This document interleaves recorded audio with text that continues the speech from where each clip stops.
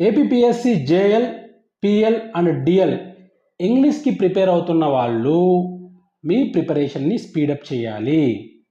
మీ అందరికీ తెలుసు కదా, ఆల్రెడీ ఏపీపీఎస్సి షెడ్యూల్ రిలీజ్ చేసింది. జూన్ 18న మీకు సిబిటి ఉంటుంది, కంప్యూటర్ బేస్డ్ టెస్ట్ ఉంటుంది. కాబట్టి టైం దగ్గర పడుతుంది, కాస్త స్పీడప్ చేయండి అబ్బా ప్రిపరేషన్ని. డబ్బులు ఊరికే రావంటారు కదా, అలాగే ఉద్యోగాలు ఊరికే రావు. మనం కొన్ని త్యాగాలు చేయాలి, నిద్రను త్యాగం చేయాలి, మనకున్న కంఫర్ట్స్ని త్యాగం చేయాలి. నాకు అవ్వ కావాలి బువ్వ కావాలంటే కుదరదు. మీరు బాగా స్ట్రిక్ట్గా ఉండాలి. మీకు మీరు కొన్ని బౌండరీస్ని గీసుకోవాలి.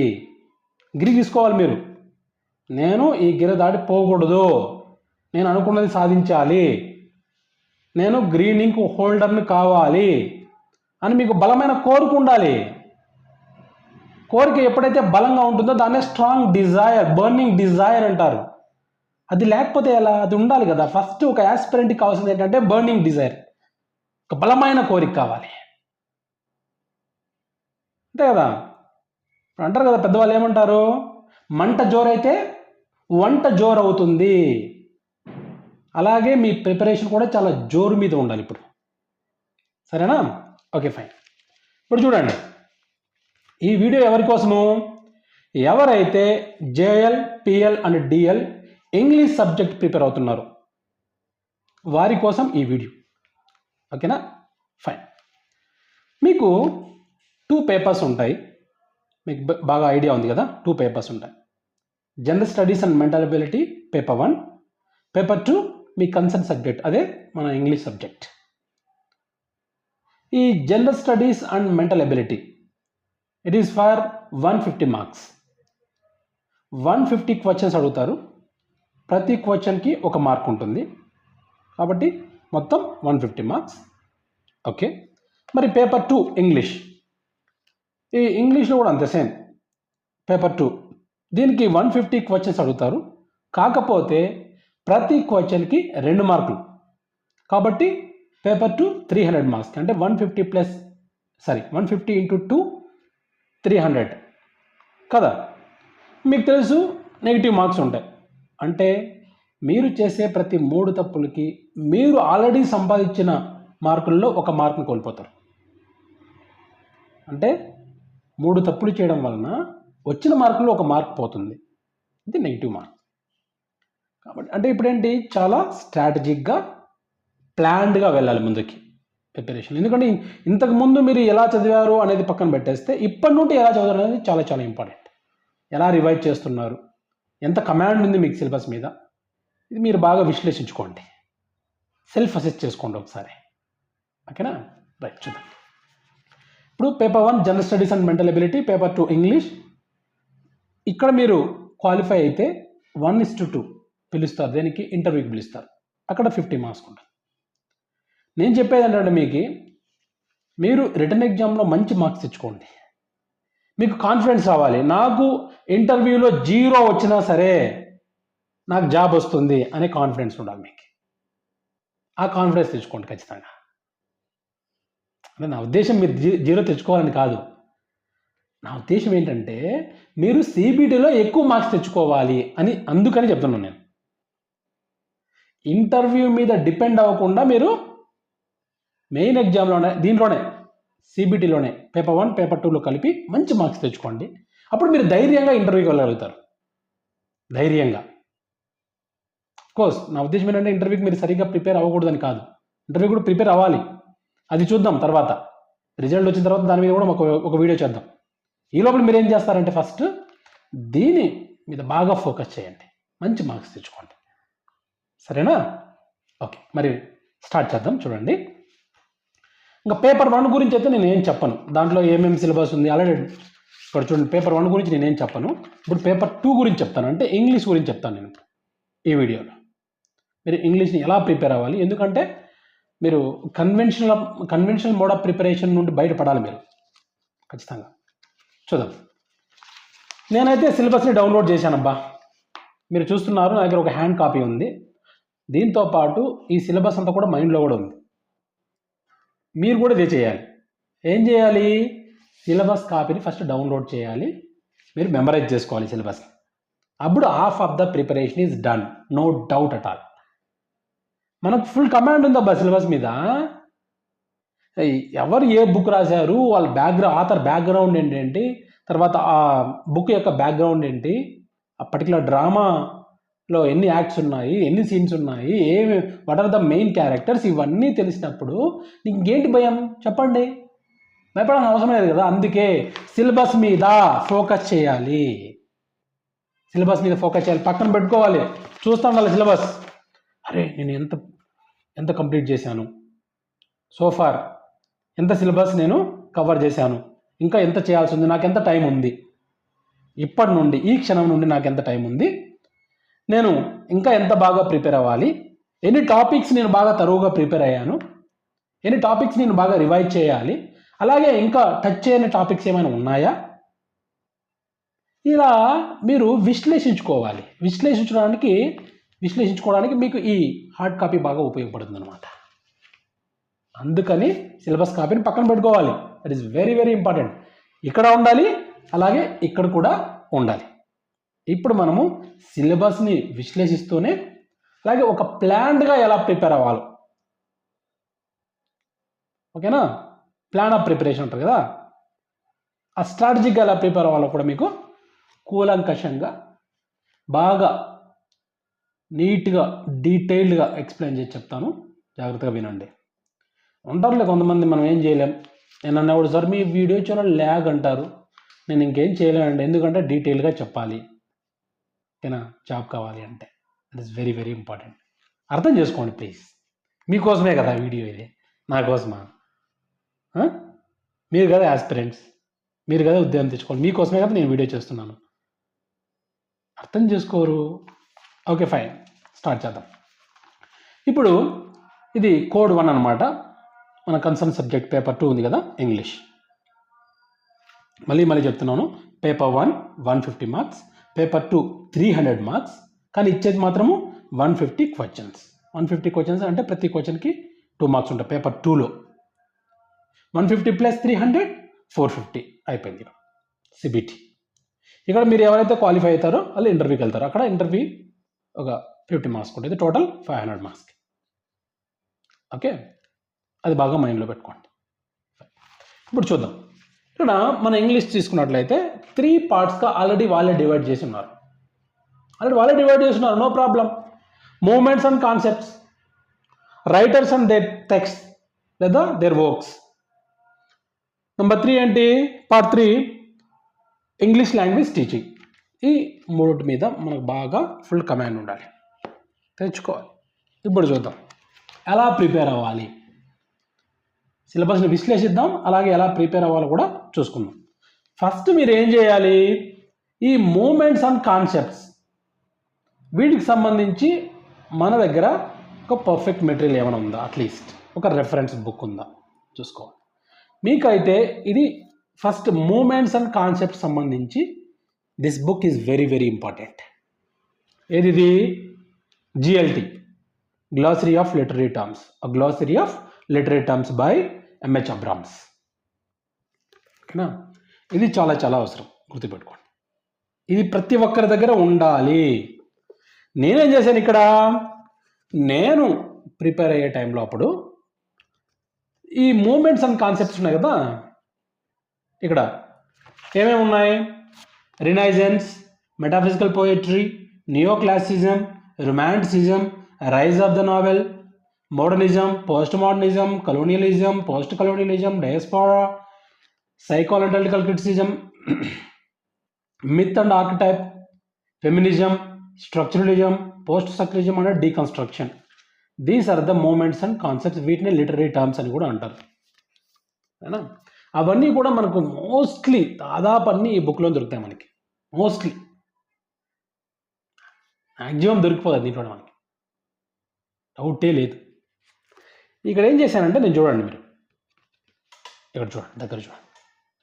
ఇక్కడ ఏం చేశాను, నేను రాసుకున్నాను పెన్సిల్తో. ఇక్కడ లేబుల్ ఫస్ట్ ఓపెన్ చేస్తే, పేజ్ ఓపెన్ చేస్తే ఇక్కడ రాసుకున్నాను. అంటే ఇక్కడ ఉన్న టాపిక్లో ఏ పేజ్లో దొరుకుతుంది, ఏ పేజ్లో ఇన్ఫర్మేషన్ దొరుకుతుంది ఇక్కడ నేను రాసుకున్నాను, బాగా నీట్గా రాసుకున్నాను నేను ప్రిపేర్ అయ్యేటప్పుడు.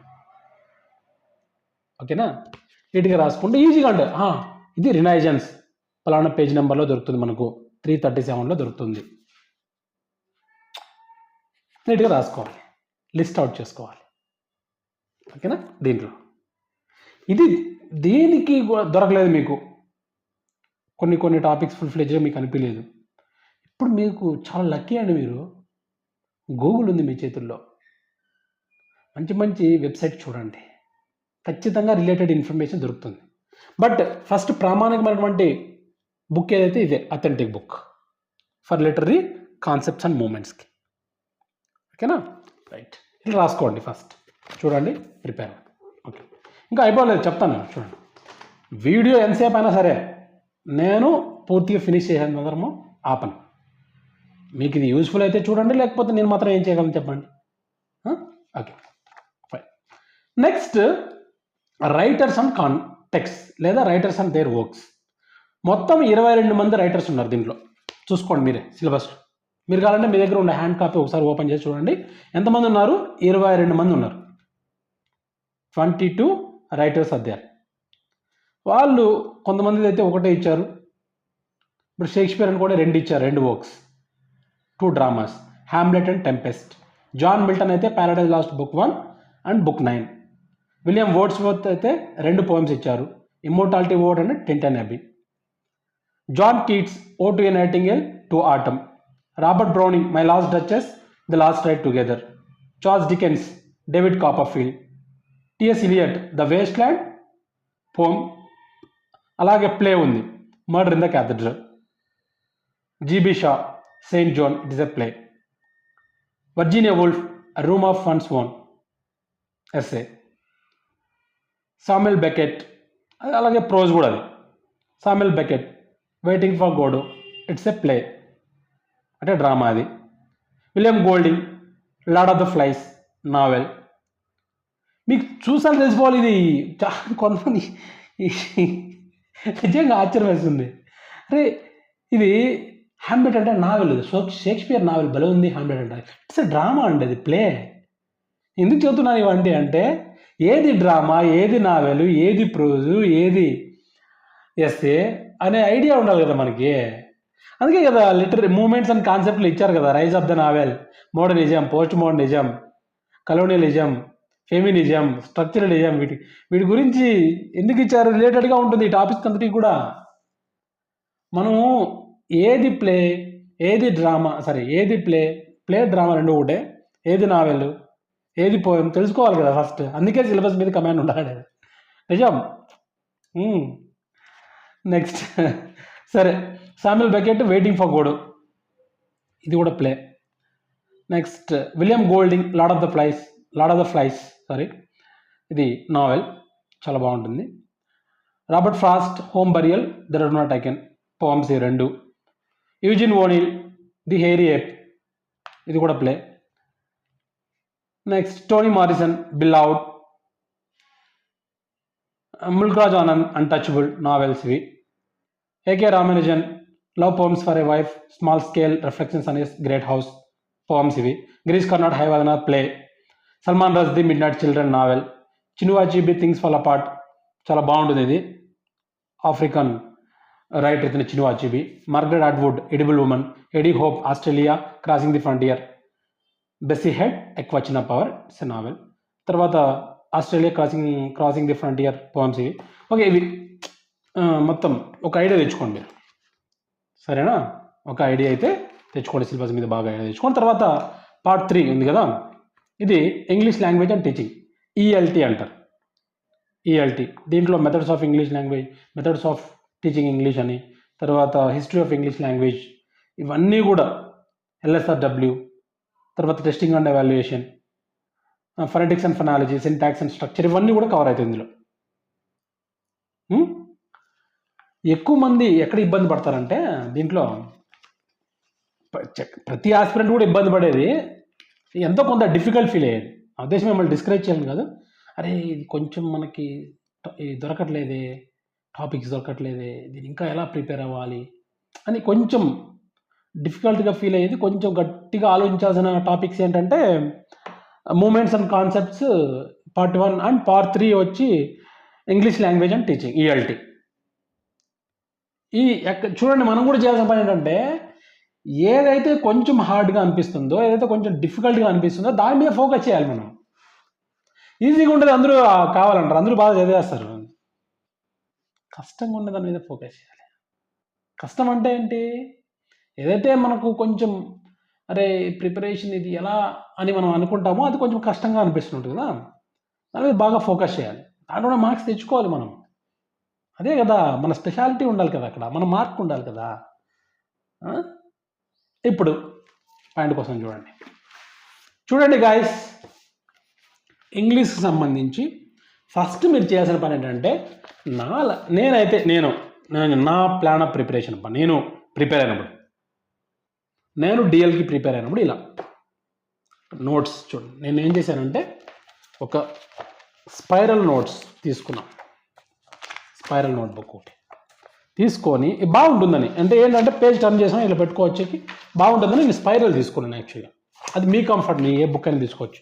దీంట్లో ఫస్ట్ నేను చేసింది ఏంటంటే చూడండి, ముఖ చిత్రం పైన ఇక్కడ పీరియడ్స్ ఆఫ్ ఇంగ్లీష్ లిటరేచర్ని మొత్తం రాసుకున్నాను నేను. ఈ బుక్లో దొరుకుతాయి మీకు పీరియడ్స్ ఆఫ్ ఇంగ్లీష్ లిటరేచర్. ఇక్కడ లేకపోతే మీకు నెట్ సెట్కి మీరు ప్రిపేర్ అవుతుంటారు కదా, అందులో కూడా దొరుకుతాయి. లేదంటే గూగుల్ చేయండి, అందులో దొరుకుతాయి. నీట్గా రాసుకోవాలి. పీరియడ్స్ ఆఫ్ ఇంగ్లీష్ లిటరేచర్ నీట్గా రాసుకోవాలి. చూడండి, అన్నీ కూడా ఉంటాయి, అన్ని పీరియడ్స్ ఆఫ్ ఇంగ్లీష్ లిటరేచర్. ఎందుకు రాసుకోవాలి అంటే ఏ పీరియడ్కి ఏ రైటర్ చెందుతాడో తెలుసుకోవాలి. అంటే ఇప్పుడు షేక్స్పియర్ ఏ పీరియడ్కి, ఎలిజబెత్ అని పీరియడ్. ఇట్లా విలియం వర్డ్స్వర్త్ రొమాంటిక్ పీరియడ్ తెలుసుకోవాలి. అంటే ఈ పీరియడ్స్ని మనము లింక్ చేసుకోవాలి ఈ రైటర్స్ని. అందుకే వీటి మీద మనం ఫుల్ కమాండ్ తెచ్చుకోవాలి. Periods of English literature very very important. ఇంకా మీలో అనొచ్చు, ఇప్పుడు మాకు తక్కువ టైం ఉంది కదా, నోట్స్ ఎలా ప్రిపేర్ చేసుకోవాలి అని. నేనేమన్నాను, ఇప్పుడు మీరు స్టార్ట్ చేసి ప్రిపేర్ చేసుకొని చెప్పలే, అయ్యా నేను చేసుకున్నాను ముందే జాగ్రత్తగా అని. నాకు తెలిసి మీరు కూడా కొంచెం నోట్స్ ప్రిపేర్ చేసుకుని ఉంటారు. ఓకేనా? ఇలా ఉండాలి. అట్లీస్ట్ రఫ్గానే రాసుకోండి. Okay, right.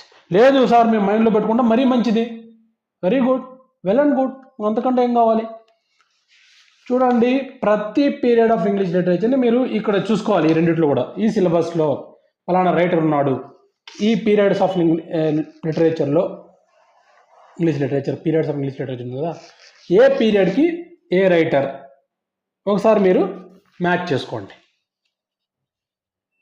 అప్పుడు ఏం చేయాలి మీరు, ఈ పీరియడ్ యొక్క హైలైట్స్ ఏంటి, ఎందుకు ఇప్పుడు ఫర్ ఎగ్జాంపుల్ ఎలిజబెత్ అని ఏజ్ అని ఎందుకు పెట్టారు, ఆ పేరు ఎలా వచ్చింది, అప్పుడు ఏం చేశారు, అప్పుడు యూకే యునైటెడ్ కింగ్డమ్ ఇంగ్లాండ్లో అప్పుడు ఆ రాణి ఎలిజబెత్ రాణి పరిపాలించేది ఆ టైంలో కాబట్టి ఆమె పేరు మీదుగా ఎలిజబెత్ అనే ఏజ్ వచ్చింది. ఇలా చెప్పే.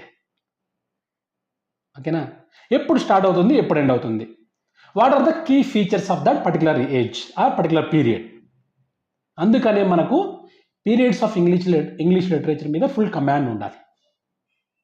దాని మెయిన్ ఫీచర్స్ ఏంటి, కీ నోట్స్ ఏంటి, what is the background of that particular period of English literature. Romanticism అంటే ఏంటి, నియో క్లాసిసిజం అంటే ఏంటి, మోడర్నిజం అంటే ఏంటి, పోస్ట్ మోడర్నిజం అంటే ఏంటి, ఎప్పుడు స్టార్ట్ అవుతుంది, ఎప్పుడు ఎండ్ అవుతుంది, what are the main works of English literature of that particular period. అందుకనే పీరియడ్స్ ఆఫ్ లిటరేచర్ మీద మనకు ఫుల్ కమాండ్ ఉండాలి. That is very very important. ఓకేనా? ఇది చూడండి, ఇది ఇలా నోట్స్ ప్రిపేర్ చేసుకోండి. నేనేం చేశాను తర్వాత, ఇది ఫస్ట్ రాసుకొని వీటి మీద ఫుల్ కమాండ్ తెచ్చుకున్నాం. ఇప్పుడు ఒక పక్క ఏం చేసామంటే మొత్తం ఎవరు ఈ పోయట్స్ ఉంటారు కదా, పోయట్స్ నావలిస్ట్ అలాగే డ్రామటిస్ట్ రైటర్స్ ఉన్నారు కదా, 22 మంది రైటర్స్, వీళ్ళ గురించి మొత్తం ఒక పక్క అంతా ఇటు సైడ్ ఇట్లా పేపర్ టర్న్ చేసుకుంటే వాళ్ళ గురించి మొత్తం రాసుకున్నాం. నెక్స్ట్ ఇలా తిప్పిన తర్వాత ఏం చేసాము, ఇందులో మెయిన్ బుక్స్ ఉంటాయి కదా, అంటే అన్నీ ఇంపార్టెంట్ మనకి, ఇందులో ఉన్నటువంటి వాటి యొక్క క్యారెక్టర్స్ కానీ అందులో ఉన్న మెయిన్ డైలాగ్స్ కానీ అవి ఇంకొక పక్క రాసుకున్నాం. అర్థమవుతుందా మీకు చెప్పేది? నీట్గా రాసుకోవాలి. మనం ఏం చదువుకున్నామో సినాప్సిస్, మొత్తం లెంతీ సెంటెన్సెస్ రాయకూడదు. సినాప్సిస్ ప్రిపేర్ చేసుకోవాలి మనం సొంతంగా, నోట్స్ ప్రిపేర్ చేసుకోమంటది సినాప్సిస్.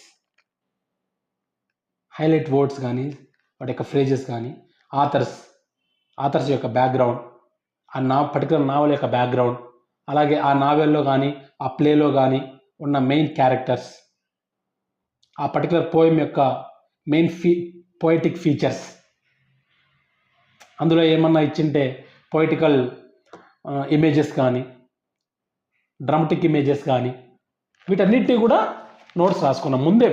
ఇది ఈ రోజుతో ఎగ్జామ్ 3 నెలల ముందు కానీ రాసిన నోట్స్ కాదు ఇది. అయిందా? ఒక 5 months టైంలో, మొత్తం మాకు 5 months టైం ఉండింది అప్పుడు. డిసెంబర్ లాస్ట్లో నోటిఫికేషన్ వచ్చింది. జనవరి, ఫిబ్రవరి, మార్చ్, ఏప్రిల్, మే, జూన్లో ఎగ్జామ్ ఉంది. ఈ 5 నెలల్లో బాగా ప్రిపేర్ అయ్యి రాసుకోండి నోట్స్ పక్కగా. Okay fine.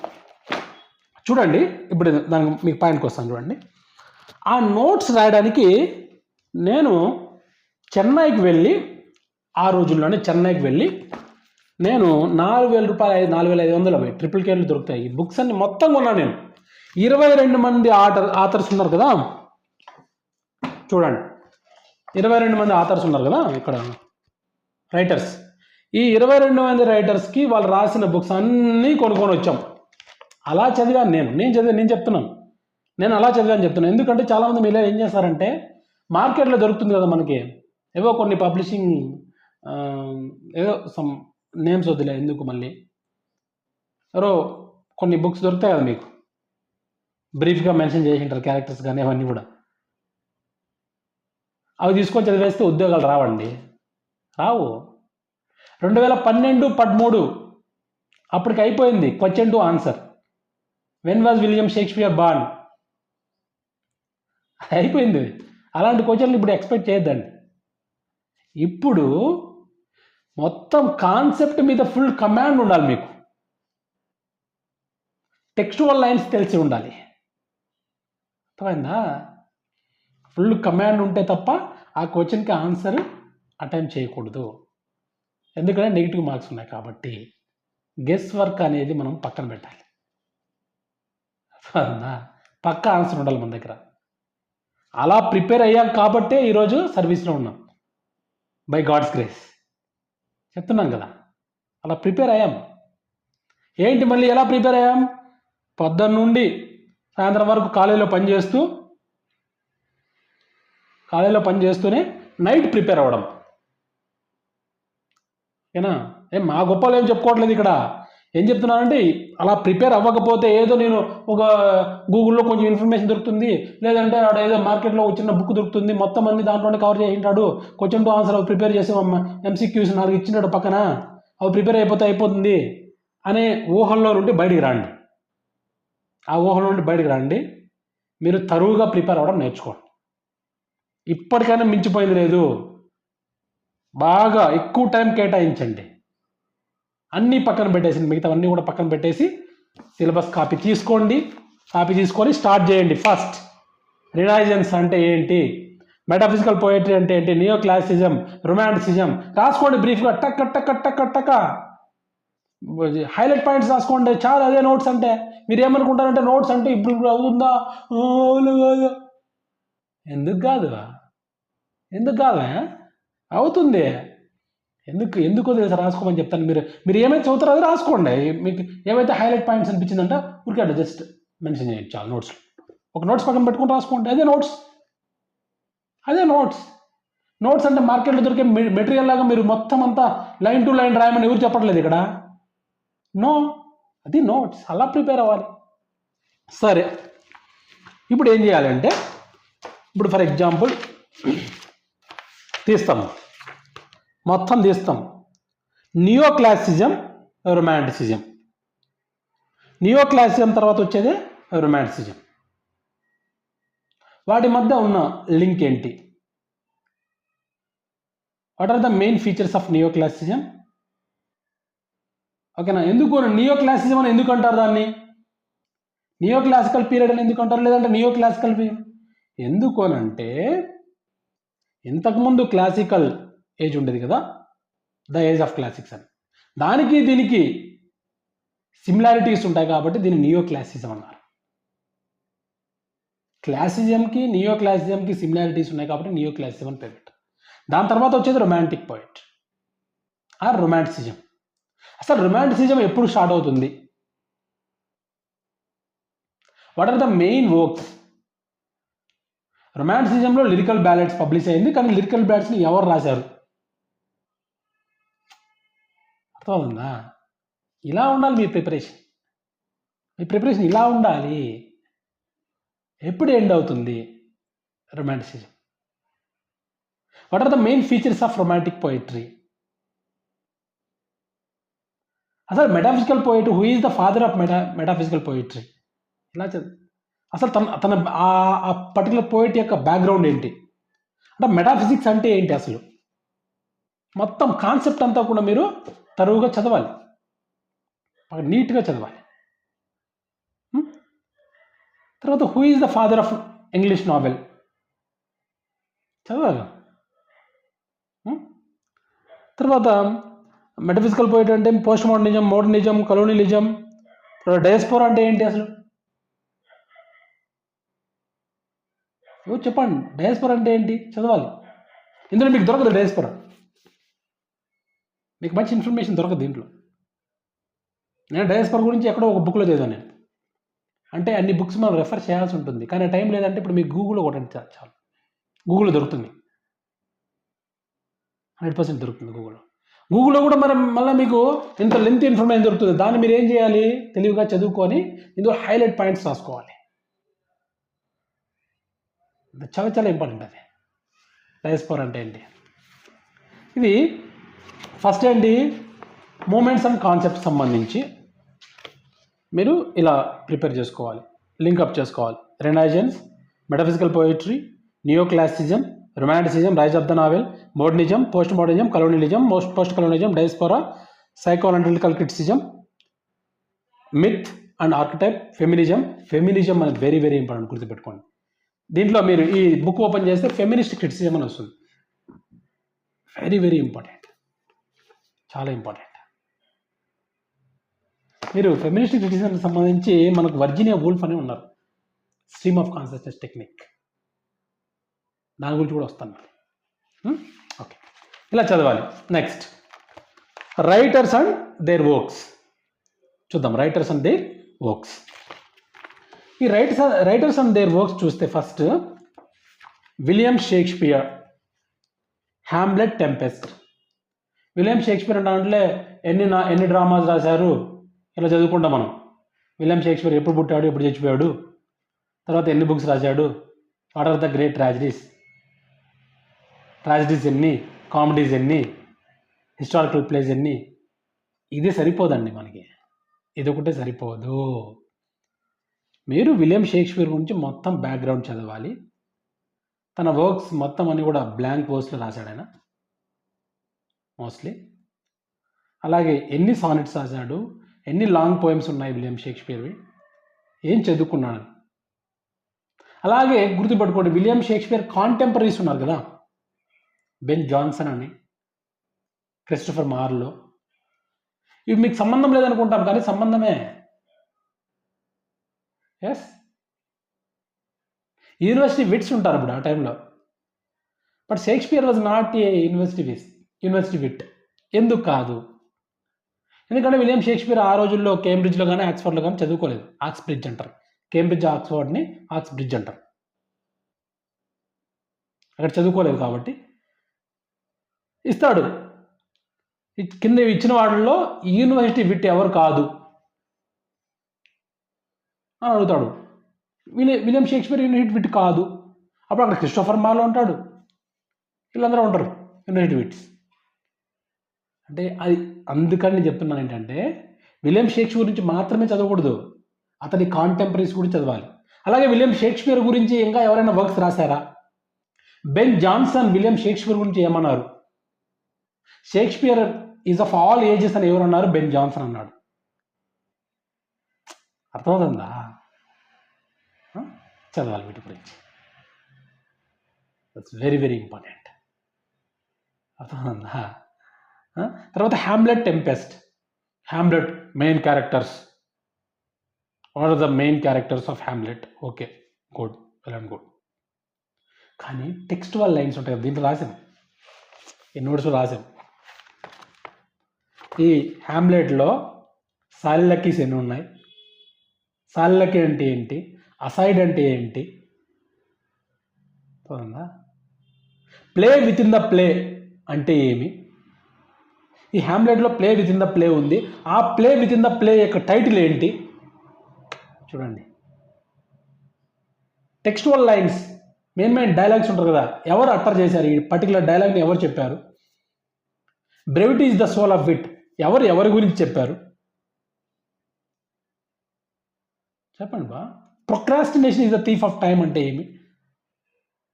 To be or not to be అనే డైలాగ్ ఎవరి నోటి నుండి వచ్చింది హ్యామ్లెట్లో? ఏం, ఇవన్నీ చదవాలి. ఇలా చదివితేనే మనం అక్కడ ఉంటాం ఖచ్చితంగా. టెంపెస్ట్, అసలు హ్యామ్లెట్లో మనకు అద్భుతమైన కొటేషన్స్ ఉంటాయి. Nether a borrower nor a lender be, above all be true to be your heart. Laertes అనే క్యారెక్టర్ ఏమి? చదవాలి అబ్బాయి, ఇవన్నీ సీరియస్ చదవాలి ఖచ్చితంగా. What are the main four great tragedies of William Shakespeare? Hamlet, Macbeth, చెప్పండి, Othello and King Lear. These are the 4 great tragedies of William Shakespeare. అసలు హ్యామ్లెట్లో ట్రాజిక్ ఫ్లా ఏంటి?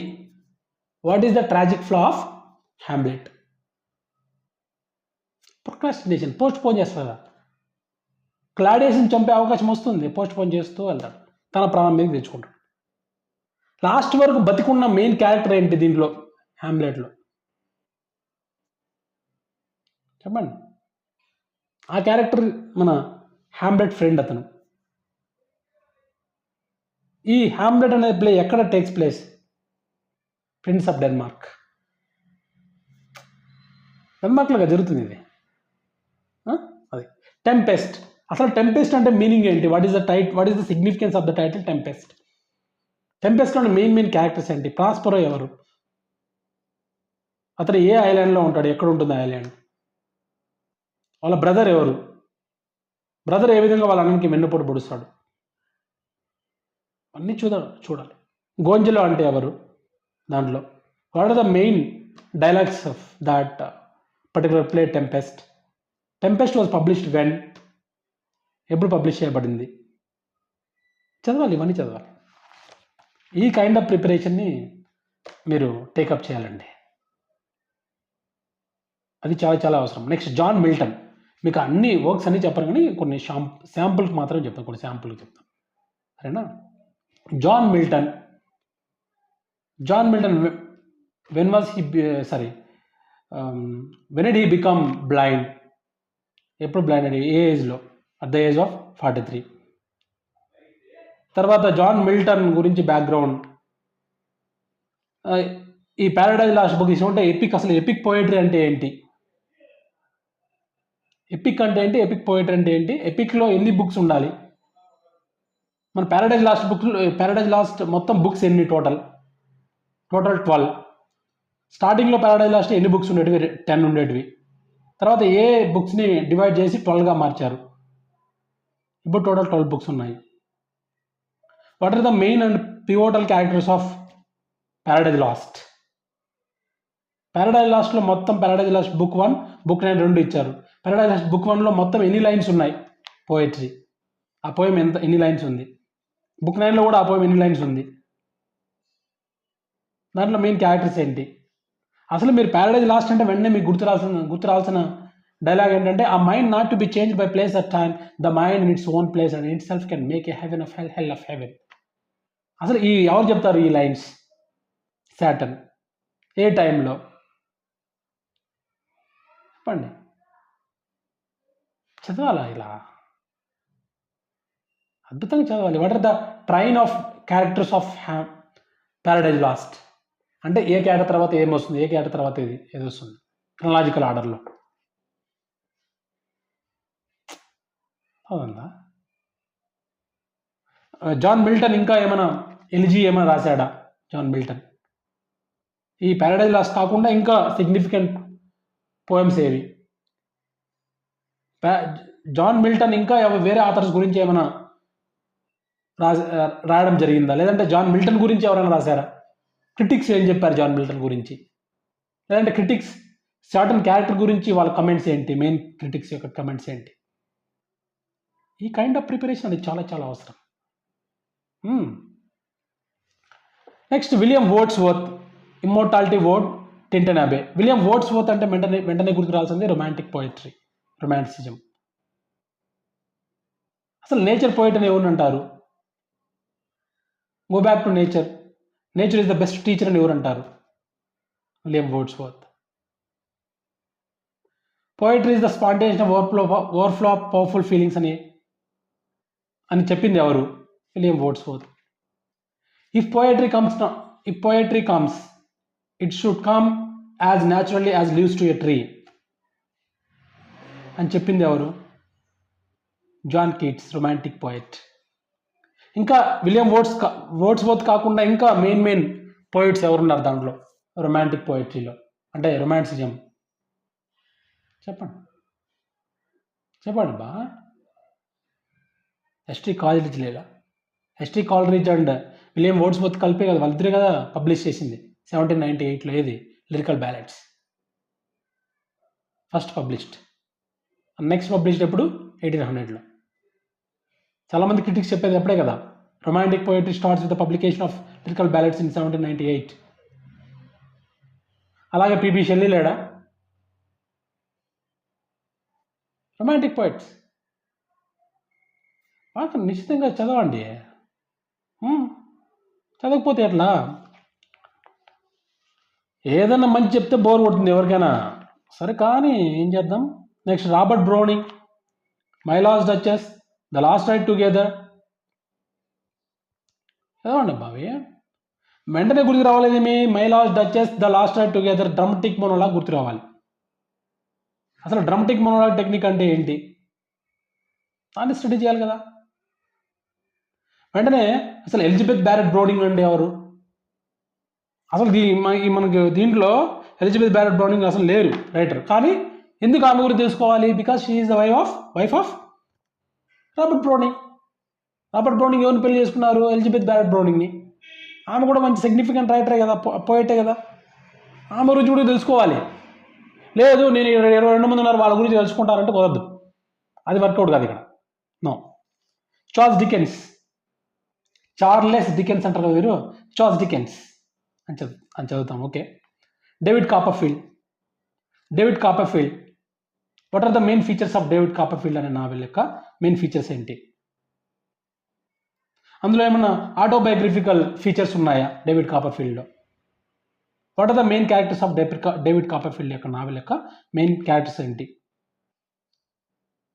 అలాగే చార్లెస్ డికెన్స్ గురించి చదివేటప్పుడు మనం a tale of two cities గుర్తు రావాలి, ఫ్రెంచ్ రెవల్యూషన్ గుర్తు రావాలి. ఎందుకంటే ఈయన రాసిన a tale of two cities ఉంది కదా, ఫ్రెంచ్ రెవల్యూషన్ ఇన్స్పైర్ చేసుకొని రాసిండే అది. ఫ్రెంచ్ రెవల్యూషన్ ఎవరు రాశారు? Thomas Carlyle. చూడండి ఎక్కడెక్కడ పోతాం చూడండి లింక్. చూడండి అబ్బా, ఆలోచించండి ఒకసారి. ఎక్కడెక్కడ పోతాం చూడండి. అరే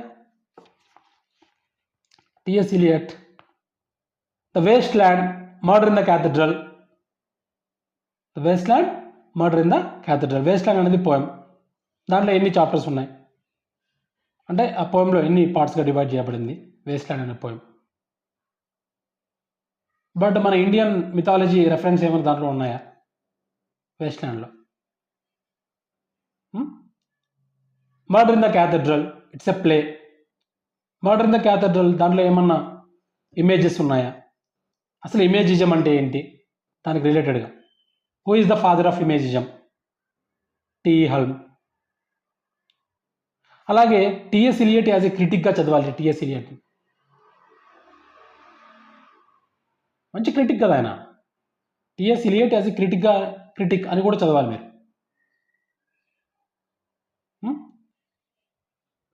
దీనికి రిలేటెడ్గా మనము మోడర్నిజం అంటే ఏంటి, పోస్ట్ మోడర్నిజం అంటే ఏంటో చదువుకోవాలి.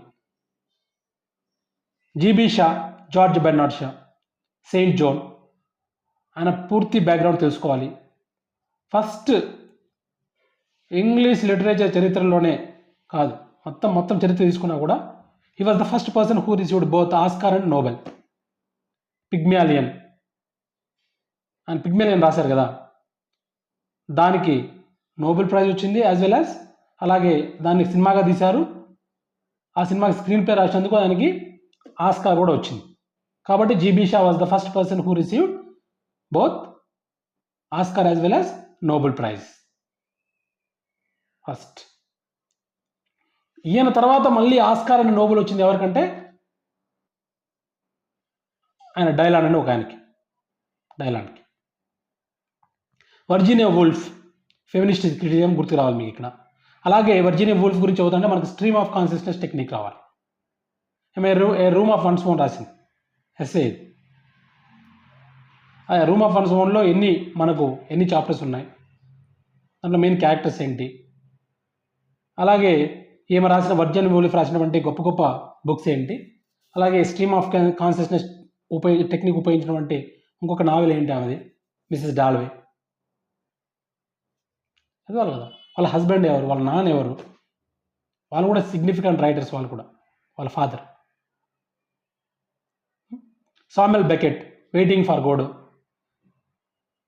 వెయిటింగ్ ఫర్ గోడోలో ఎన్ని యాక్ట్స్ ఉన్నాయి, 3 యాక్ట్స్ ఉన్నాయి చూడండి. మామూలుగా విలియం షేక్స్పియర్ మీరు చదివినట్లయితే దాంట్లో 5 యాక్ట్స్ ఉంటాయి, బట్ దీనిలో 3 యాక్ట్స్ మాత్రమే ఉంటాయి. దాంట్లో who are the main characters, అసలు గోడో అంటే ఏంటి.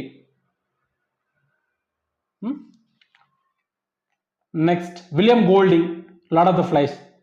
ఏ వయసులో ఉన్నప్పుడు ఆయన ఫస్ట్ నావెల్ రాశారు విలియం గోల్డింగ్. ఫస్ట్ నావెల్ రాసిన లార్డ్ ఆఫ్ ది ఫ్లైస్, దానికే నోబెల్ ప్రైజ్ వచ్చింది. దాంట్లో ఎన్ని చాప్టర్స్ ఉన్నాయి, 12. What are the main characters of William Golding, Lord of the flies.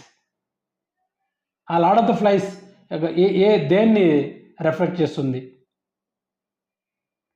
ఇవన్నీ చదవాలమ్మా ఇవన్నీ కూడా.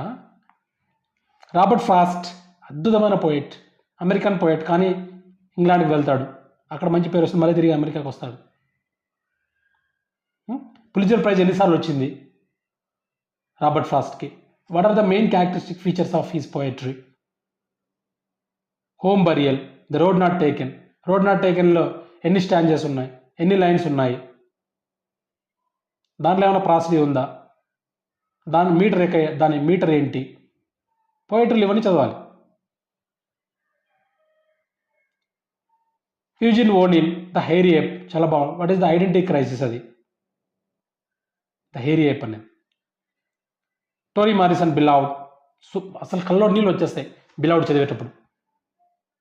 ఎంత బాధ వేస్తుందంటే అది చదివేటప్పుడు నిజంగానే మనకు తెలియకుండానే కల్లో నీళ్ళు వచ్చేస్తాయి, గూస్ బంప్స్ వస్తాయి, అంత కదిలించేస్తుంది మనల్ని. Next Mulk Raj Anand, untouchable. అసలు అన్టచబుల్కి గాంధీ గారి యొక్క కాంట్రిబ్యూషన్ ఏంటి, మహాత్మా గాంధీ కాంట్రిబ్యూషన్ ఏంటి అన్టచబుల్కి, ఈఎం ఫాస్టర్ యొక్క కాంట్రిబ్యూషన్ ఏంటి అన్టచబుల్కి, అసలు ఈఎం ఫాస్టర్ ముల్క్రాజ్ ఆనంద్కి ఏంటి అక్కడ ఆ అన్టచబుల్కి దానికి సంబంధం అంటే ఏంటి చెప్పండి, చదవాలి కదా. What are the main features of the novel untouchable. What are the main characters, Rakha, Bakha, Soka, Sohini, ఎవరు వీళ్ళంతా కూడా. పండిట్ కాళీనాథ్ ఎవరు, గాంధీ గారి రెఫరెన్స్ ఉంటుంది, దాని యొక్క సిగ్నిఫికెన్స్ ఏంటి అన్టచబుల్లో, ఇలా చదవాలి కదా. ఇంకా చెప్పుకుంటూ పోతే మీకు ఒక బుక్ గురించే మీకు మొత్తం అంతా ఒక పెద్ద వీడియో చేయొచ్చు. Next AK Ramanujan, Love pomps for a wife, small scale reflections అనే గ్రేట్ హౌస్. మన ఇండియన్ పోయెట్ అయినా, was born in Tamil Nadu, AK Ramanujan. But AK Ramanujan ఎలా చనిపోయారు, ఆయన అనస్థీసియా ఇస్తే వికటించి చనిపోతారు పాపం ఏకే రామానుజన్. ఎంత బాగుంటాయి మన భారతదేశం కల్చర్ని, ఒక ఫ్యామిలీ యొక్క కల్చర్ని ఎంత అద్భుతంగా రాశాడు. Love pomps for a wife, small scale reflections అనే great house. Girish Karnad Hayavadana, it's a play. Friends ఎవరు దాంట్లో? ఇద్దరు ఫ్రెండ్స్ ఉంటారు, ఇంకొక లేడీ క్యారెక్టర్ ఉంటారు. ఎవరు తెలుసుకోవాలి కదా. కపిల ఎవరు? అది ఎక్కడ జరుగుతుంది హయవాదన స్టోరీ? గిరీష్ కర్నాడ్, మీరు శంకర్ దాదా ఎంబీబీఎస్ సినిమా చూసింటారు కదా, దాంట్లో చిరంజీవి గారి వాళ్ళ ఫాదర్ క్యారెక్టర్ చేశారు కదా, ఆయన గిరీష్ కర్నాడ్. తెలుసుకోవాలి కదా. ఇంకా గిరీష్ కర్నాడ్ యొక్క ఇంకా సిగ్నిఫికెంట్ వర్క్స్ ఏవి? నాగమండల, ఇవన్నీ కూడా ఉన్నాయి. Salman Rushdie, the most controversial novelist. Midnight children, Saleem Sinai అంటే ఎవరు? మిడ్ నైట్ చిల్డ్రన్ యొక్క మెయిన్ ద ఫీచర్స్ ఏంటి? చదవాలి ఇవన్నీ కూడా. అలాగే ఈయన రాసినటువంటి ఇంకా సిగ్నిఫికెంట్ వర్క్స్ ఏంటి? ద మోస్ట్ కాంట్రవర్షియల్ బుక్ ఏంటి? Satanic verses, Salman Rushdie. Chinua Achebe, African writer, things fall అపార్ట్ని ఏ పోయంలో థింగ్స్ ఫాల్ అపార్ట్ అనే లైన్ కనపడుతుంది మీకు? ఎవరి పోయంలో? చూడండి అబ్బా, అంతా చూడాలి కదా. మార్గరెట్ అట్వుడ్, ఎడిబుల్ ఉమెన్, ఇది కూడా అంతే. ఎడిబుల్ ఉమెన్ కూడా ఒక విమెన్ని ఎలా పోర్ట్రేట్ చేశారు, ఎలా అబ్జెక్టిఫై చేస్తారు. Edible woman. What is the significance of the title edible woman? Super ఉంటుంది. A D Hope, Australia crossing the frontier poems చాలా బాగుంటాయి. Australian poet A D Hope. Bessie Head, a question of power novel, super ఉంటుంది అసలు, చదవాలి. ఇప్పుడు నేను చెప్తున్నాను, ఇప్పుడు ఫర్ ఎగ్జాంపుల్ మీరు మొత్తం అంతా ఇలా బుక్ తీసుకొని మొత్తం అంతా చదివేంత టైం లేకపోవచ్చు, బట్ ఒక ఫెనామినల్ ప్రిపరేషన్ అయితే చాలా చాలా అవసరం. అవుట్ స్టాండింగ్ ప్రిపరేషన్ అయితే చాలా చాలా అవసరం. ఇలా చదివా మీ బుక్స్ అని చూడండి, ఉన్నాయి ఇంకా ఇవన్నీ మొత్తం ఇది ఉన్నాయి, అన్నీ చూపించాలి మీకు. ఇంకా అన్నీ ఉన్నాయి. బుక్స్ కొన్నాం, సపరేట్ బుక్స్ కొన్నాం, అన్నీ మొత్తం అన్నీ ఉన్నాయి. అవన్నీ చూపిస్తే మీకు ఇంకా వీడియో పెద్దది అవుతుంది, చాలా పెద్ద అవుతుంది వీడియో. అన్నీ ఉన్నాయి బాబు. తర్వాత ఇప్పుడు ఇంగ్లీష్ లాంగ్వేజ్ టీచింగ్కి వద్దాం. ఈఎల్టీకి సంబంధించి రెఫరెన్స్ బుక్స్ ఉన్నాయి. మెథడ్స్ ఆఫ్ ఇంగ్లీష్, ఇది ఒక రెఫరెన్స్ బుక్. ఈ రెఫరెన్స్ బుక్ ఉంది మన దగ్గర, ఇంకొక బుక్ ఉంది. దీంతోపాటు మనకు ఇప్పుడు గూగుల్ ఉంది, మనకు ప్రతి ఒక్కటి దొరుకుతుంది, మెటీరియల్ దొరుకుతుంది బాగా. ఈ ఇంగ్లీష్ లాంగ్వేజ్ టీచింగ్కి సంబంధించి బాగా దొరుకుతుంది మనకి. దీనిలో ఏం చేయాలంటే history and status of English in India, English is second language, English is foreign language, English as global language. తర్వాత methods and approach of grammar translation method, direct method, audio lingual method, structural approach, communicative ఏమంటారు CLT, communicative language approach or community language teaching, వీటి గురించి. Teaching of English language skills, teaching of listening అంటే LSRW ఉన్నాయి కదా, వాటి గురించి. తర్వాత vocabulary గురించి తెలుసుకోవాలి, grammar and functional English, testing and evaluation, principles of types, objectives of English and evaluation, phonetics and phonology. నేను కొన్ని వీడియోస్ కూడా పోస్ట్ చేశాను, నేను ఇంకా కూడా చేస్తాను, వీటి మీద కూడా చేస్తాను. మిమ్మల్ని ఇంతటితో వదిలేసాను నేను. మీరు కమెంట్ కూడా చేయండి, మన పర్టికులర్ టాపిక్ మాకు కావాలి సార్ అంటే నేను ఆ టాపిక్ మీద నేను వీడియో చేస్తాను, ఖచ్చితంగా ఆ టాపిక్ మీద వీడియో చేస్తాను, నేను ఖచ్చితంగా చేస్తాను, 100% చేస్తాను. Phonetics and phonology, very very important topic it is. ఎందుకు ఇంపార్టెంట్ టాపిక్ అంటున్నానంటే దీన్ని చాలామంది నెగ్లెక్ట్ చేస్తారు. Syntax and structure, phonetics and phonology చేయొద్దండి. No, never ever. Phonetics and ఫనాలజీలో మీకు చాలా వస్తాయి అసలు. ఓవెల్స్ అంటే ఏమి, డిప్థాంగ్స్ అంటే ఏంటి, what is the significance of phonetics and phonology, syntax అంటే ఏంటి, సెమాంటిక్స్ అంటే ఏంటి, స్ట్రక్చర్ అంటే ఏంటి, ఇంటోనేషన్ అంటే ఏమి, స్ట్రెస్ అంటే ఏమి, ఓవెల్స్ అంటే ఏమి, ఓవెల్స్ మరి ఎన్ని రకాలు, మోనోప్థాంగ్స్, డిప్థాంగ్స్ అంటే డిప్థాంగ్స్ని ఏమని అంటారు, ఇంప్యూర్ వోవెల్స్ అని కూడా అంటారు. ఓకేనా?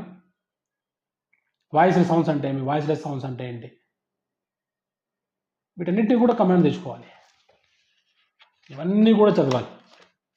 ఇలా చదివితే తప్ప మనము ఆశించకూడదు. ఎందుకంటే ఒక ఇంగ్లీష్లో ఒక సామెత ఉంది ఏంటంటే డిజైర్ బిఫోర్ యూ డిజైర్, ఆశించే ముందు అర్హత సాధించు అని. ఆశించడంలో తప్పు లేదు, అర్హత సాధించాలి. అర్హత సాధించండి ఫస్ట్.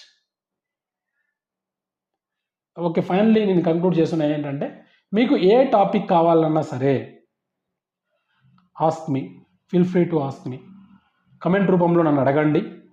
ఏ టాపిక్ మీదైనా సరే నేను వీడియో చేస్తాను. దీన్ని ఇంగ్లీష్ సంబంధించి ఏ టాపిక్ మీదైనా సరే మీకు డీటెయిల్డ్గా నేను వీడియో చేసి పోస్ట్ చేస్తాను మీకోసం. కాబట్టి నన్ను మీరు అడగండి ఖచ్చితంగా. ఓకేనా? I wish you all the very best. Thank you.